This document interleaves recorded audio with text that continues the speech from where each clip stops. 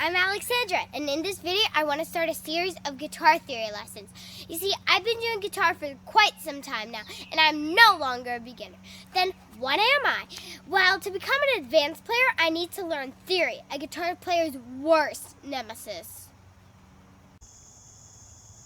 Theory is working against me, and theory wants to bring me down.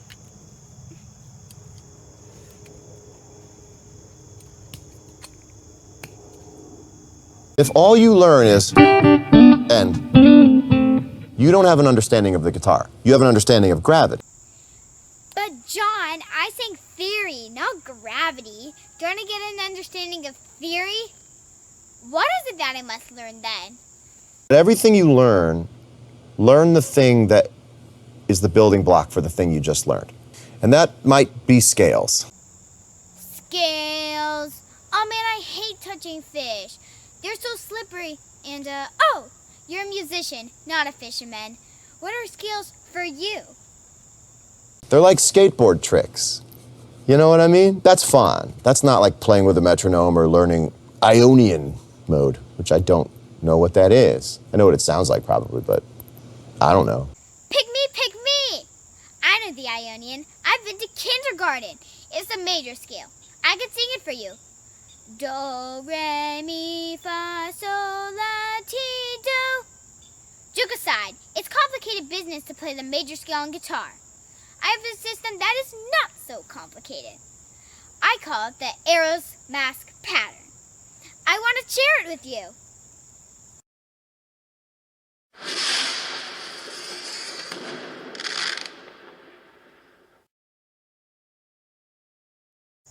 The Arrow's Math pattern, or AMP, can be used as presented or as a way to the more complex cage patterns. AMP is useful for the intermediate guitar player, but may interest advanced players as well.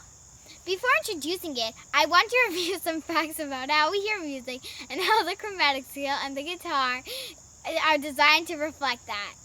I'm doing this presentation in part to improve my own understanding.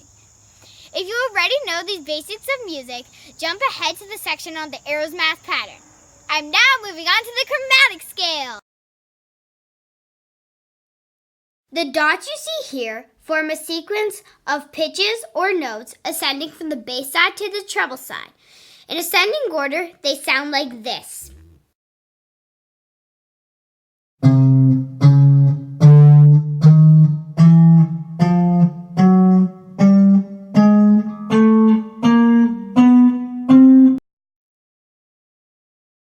In descending order, they sound like this.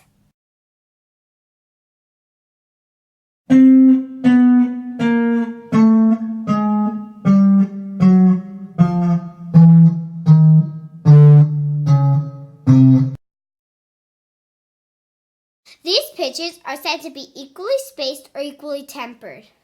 The interval between two consecutive pitches is called a semitone or a half step. Equally tempered means that all semitones are equal. Our brain learns early in life to focus on intervals and not pitches. Equal intervals carry the same musical meaning. For example, using the pitches C, D, and E, I can play the song Hot Cross Buns.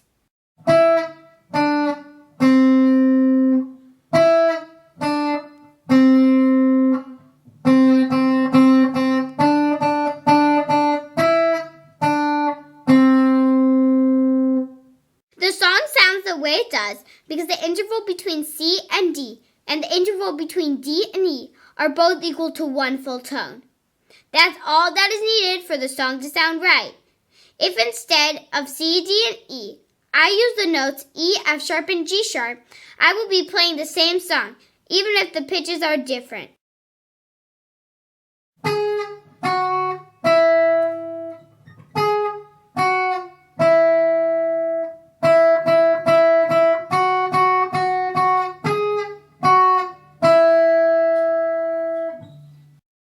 You know what? It is oftentimes better to remove entirely the names of the pitches and denote the notes of the song by 1, 2, 3 or do, re, mi. The song then is simply 3, 2, 1, 3, 2, 1, 1, 1, 1, 1, 2, 2, 2, 2, 3, 2, 1. If you must know, I was singing in the key of A major. So 1 was A, 2 was B, and 3 was C sharp. Despite being the building block of the chromatic scale, the semitone is not the most important interval in music. That honor goes to the octave. The octave is an interval between two notes, with one of them having exactly double the vibrational frequency of the other. An octave spans exactly 12 semitones. The note of A shown on the slide may vibrate 110 times per second, or 220, or 440, and so on. The intervals between consecutive A's are all one octave. A similar property extends to all other notes carrying the same name. For example, the interval between two consecutive E's is an octave, meaning that the E on the right has twice the vibrational frequency of the E on the left. An ascending octave sounds like this. Somewhere over the rainbow. A descending octave sounds like this.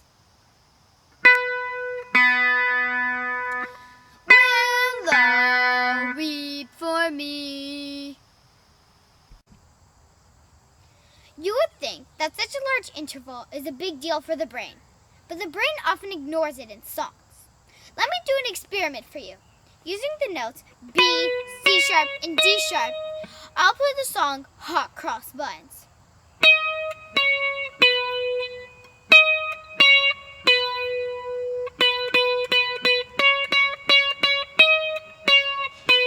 If I replace the B with the open string B, which is exactly one octave lower, you will notice a change, but not mind it much.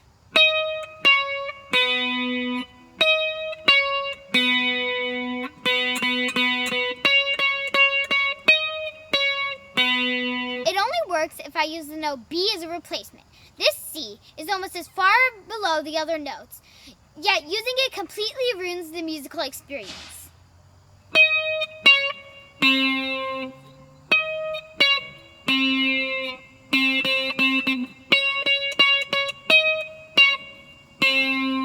You see, even one semitone is a big difference.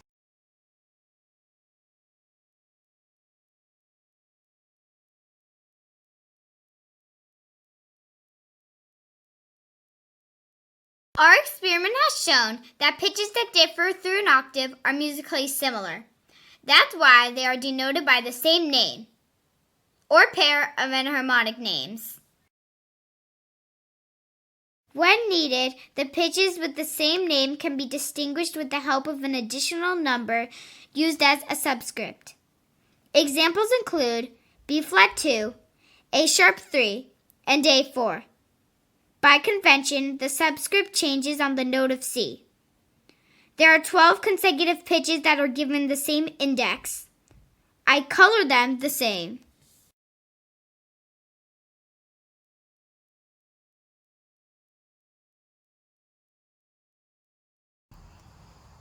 My guitar is a collection of 6 beautifully decorated strings. Each string gives me access to a portion of the chromatic scale. All I have to do is press the string down on the appropriate fret.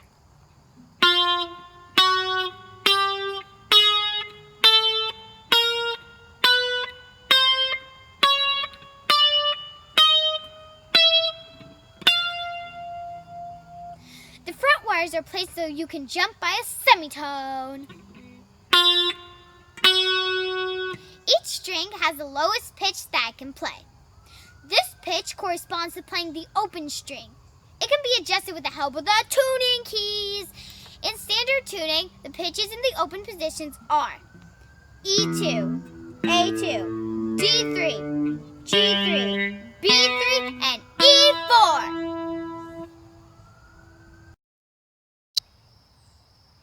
On the piano, there's just one key that plays a particular pitch. On the guitar, the same pitch can be played at multiple locations. Let me play the notes on the low E string in ascending order. I have E2 for the open string, F2, F sharp 2, G2, G sharp 2, A2, and so on.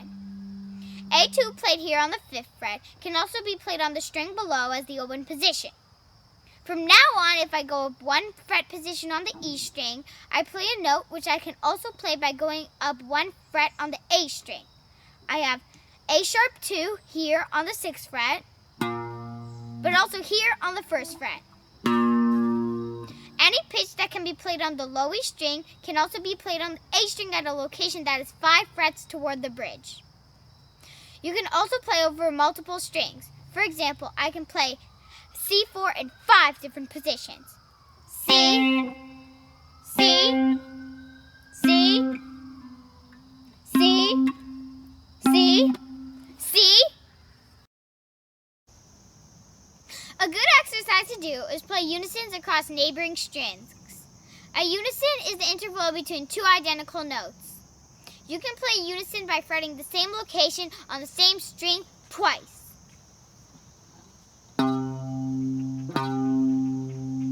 As we've seen, you can also play it with the first note on one string and the other note on the neighboring string at a location that is offset by 5 frets. 1, 2, 3, 4, 5. I call these offsets unison offsets. In standard tuning, the unison offsets are equal to 5 for all pairs of neighboring strings except for the pair G and B. For that pair, the unison offset is 4. 1, 2, 3, 4. The unison exercise goes like this.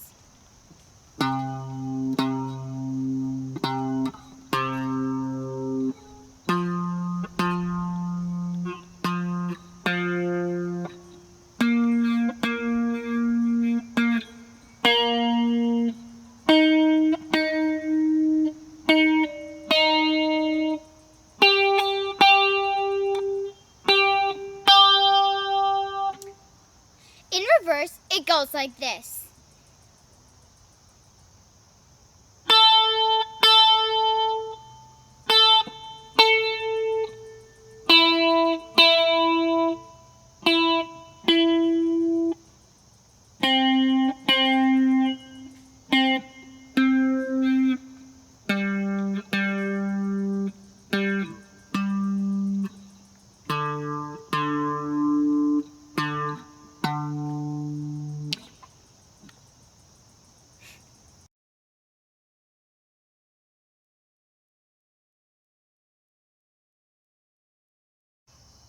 Besides unisons, we must be able to play major seconds and octaves across strings.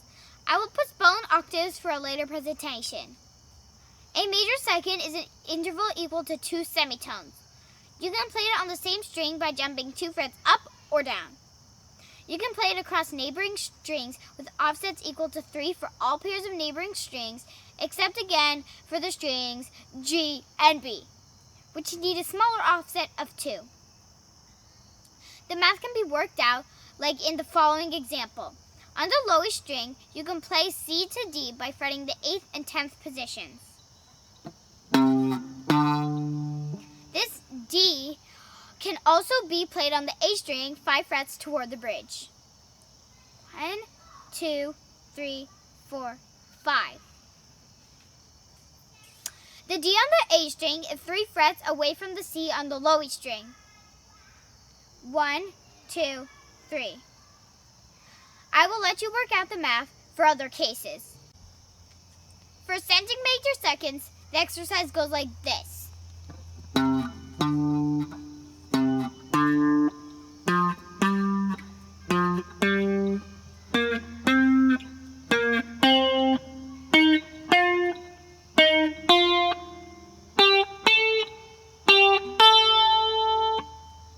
For descending intervals, it goes like this.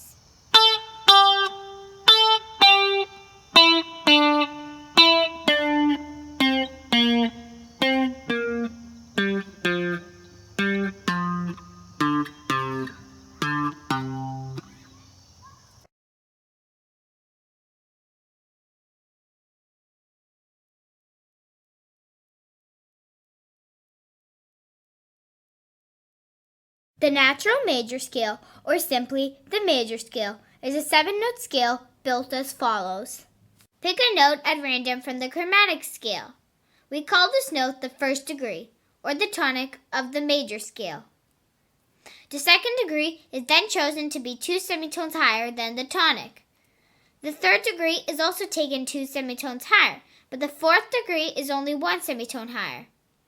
The fifth, sixth, and seventh degrees are all 2 semitones higher than the degrees immediately before. The pattern of 7 notes may then be repeated, starting at the location 1 semitone higher than the 7th degree. The distance between 2 consecutive tonics is 2 plus 2 plus 1 plus 2 plus 2 plus 2 plus 1 equals 12 semitones, or 1 octave. Degrees can be identified with notes within the extent of a single octave. More generally, degrees are just names or labels given to notes.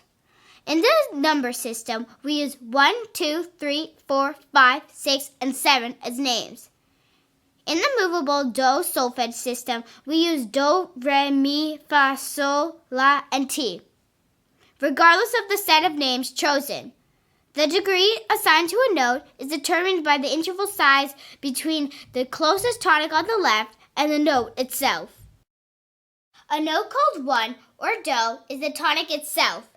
It must be unison away from the closest tonic on the left. A notebook labeled 2 or re is a major second, or 2 semitones away from the closest tonic on the left.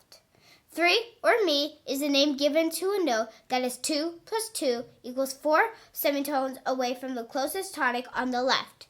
This interval of 4 semitones is called a major third. The remaining degrees are names given to the notes that are in order: a perfect fourth, a perfect fifth, a major sixth, and a major seventh away from the closest tonic on the left. As we already know, 2 consecutive tonics are 1 octave apart. The infinite periodic sequence, obtained by repeating the 7 major scale notes infinitely many times to the left and right, is called a major key, or simply a key. A song written in the key uses only the notes from that particular period sequence, that particular key. How many different keys are there? If the initial pattern is a 7-note scale, that is 1 octave to the right of the jiggling 7-note scale. We obtain the same key by repetition. Let's bring back the names of the musical notes. Because degree 1 is a C, we have twice displayed the key of C. More fully, we should say that we are in the key of C major. But the word major is understood when missing. If we shift the key of C major to the right by 1 semitone, we obtain a different key, the key of C sharp or D flat. Take a closer look and see that the 2 keys are indeed different.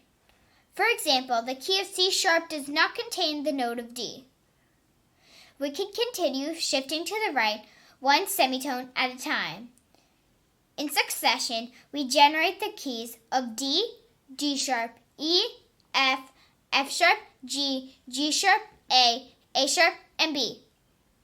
If we shift the key of B on one more time, we will no longer generate a new key.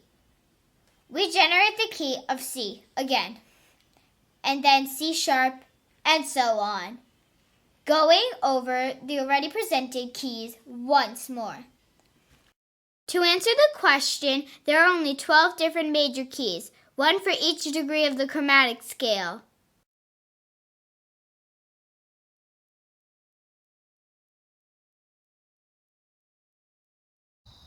It is easy to change keys on a guitar if you play the music across strings in a small cage of frets.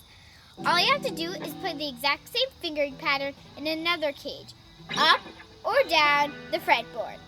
For example, this musical phrase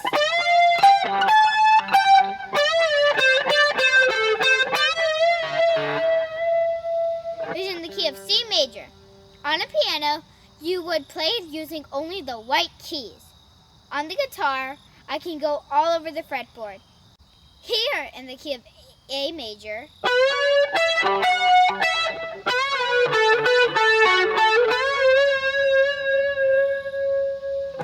or here in the key of E major.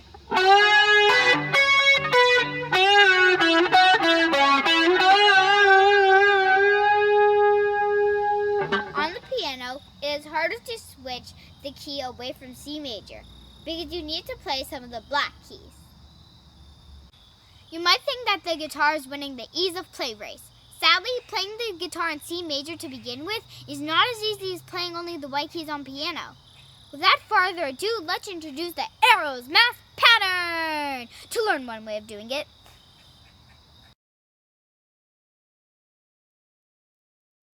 The viewers who jump directly to this section are informed that the gray dots represent the notes of the chromatic scale. The big circles represent the notes of a major key. The major key is obtained by repeating the major scale left and right infinitely many times.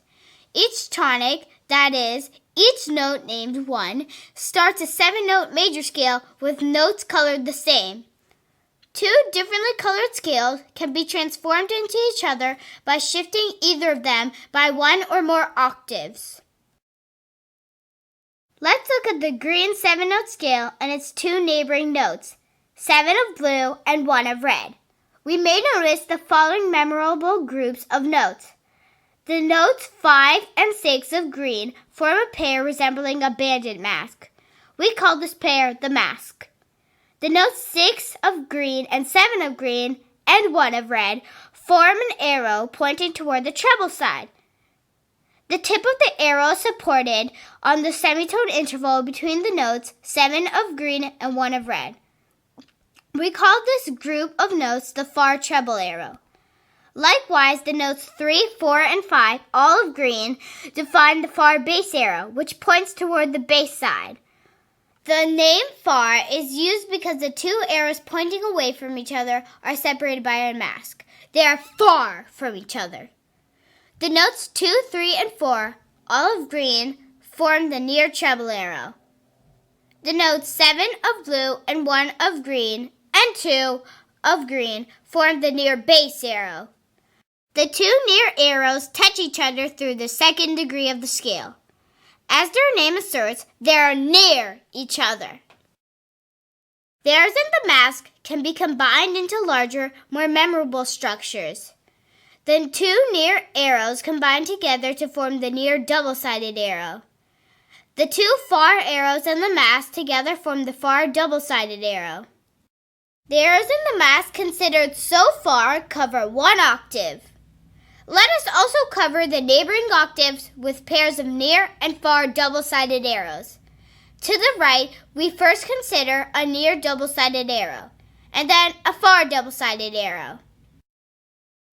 We can continue the process left and right indefinitely and cover the entire key with arrows and masks. Any given double-sided arrow has its tips interlocked with its two neighboring double-sided arrows of opposite length. The tips are supported by the semitone interval of the major key. We see that each note in the key is covered twice. For example, the notes corresponding to degree 5 are part of both a far bass arrow and a mask. When the arrows and the mask are presented in the order in which they touch each other, the nearest neighbor order, they form a repetitive design. The unit of repetition is called the nearest neighbor arrows mask pattern and is displayed on this slide. The arrows in the mask have been shifted in the vertical direction to aid with the visual inspection. Any of the vertical dashed lines connects a pair of degrees referring to one and the same note. The pattern shown covers only 1 octave. It must be repeated left and right indefinitely to cover the entire major key. We've seen that the repetition of the nearest neighbor pattern produces a cover of arrows and masks containing each note twice. Let's see if we can find a pattern for which the generated cover contains the notes just once. You may have noticed that I use two kinds of lines to draw the borders of the arrows and the masks. Nearest neighbors use different border lines. Next nearest neighbors share the same kind of line, either solid or dashed. Let's separate the two categories. We obtain two covers, each of which contains a given note just once. The two covers are actually copies offset by 1 octave. The two covers thus share a common repetitive unit, which we call the next nearest neighbor arrows mask pattern, and describe in the following slide. The next nearest neighbor arrows mask pattern is a symmetric arrangement that covers 2 octaves. I want to assure you that the masked bandit in the center of it is very resourceful and will always escape the many arrows pointing toward him. And these are some high-tech arrows. They always know the nearest bandit's whereabouts. For example, the far treble arrow knows that the nearest mask is far away from its own location and toward the treble side. The near base knows that the mask is nearby and toward the base side. The name of the arrow tells the location of the closest mask. The arrows in the mask are separated by major seconds. If you recall the major seconds exercise, then you can play the arrows mask pattern across strings as well. In fact, the 5 fingering patterns of the cage system can be obtained from the arrows mask pattern by eagerly crossing strings. On the string of A, you can lay down the arrows mask pattern as follows: ascending, far treble, near treble, mask, near bass, far bass, and descending, far bass, near bass, mask, near treble, far treble. What key are we in? Well, this is degree 1 from the 6, 7, 1 arrow. It's a C, so we're in the key of C major. Do, re, mi, fa, sol, la, ti, do, ti, la, sol, fa, mi, re, do.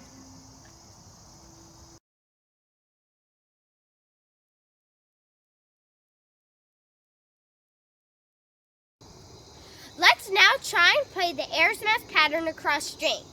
I play the far treble arrow. And then I have to jump a major second to play the near treble arrow. I can jump 2 frets toward the bridge on the same string. Or I can jump 3 frets toward the nut on the D string. I choose the D string and I'll stay on it. It works like this: ascending, far treble, near treble, mask, near bass, far bass, and descending, far bass, near bass, mask, near treble, far treble. Well, let's do one more jump to the G string, say after the mask. Ascending, jump, jump, and descending, jump, jump.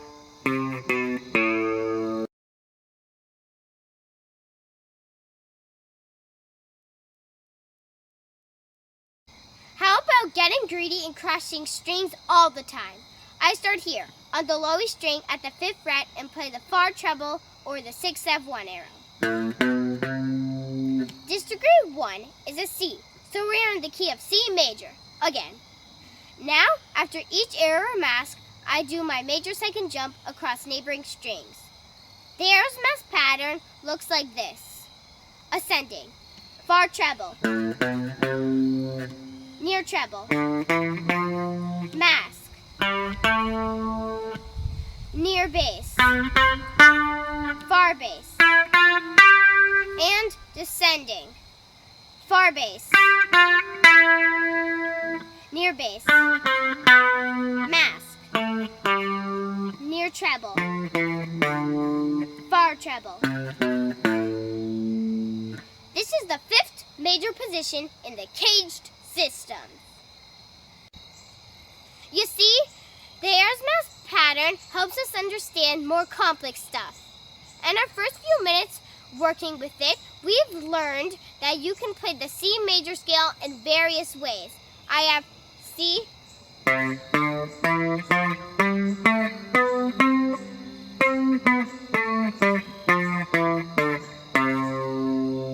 C,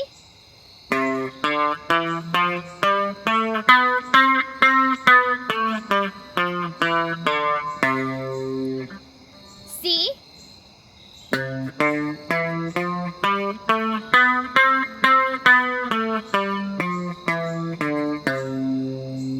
C. I'll stop here because the light's getting low and hope to see you soon for my next video. Share my work with your friends if you deem it helpful. Goodbye!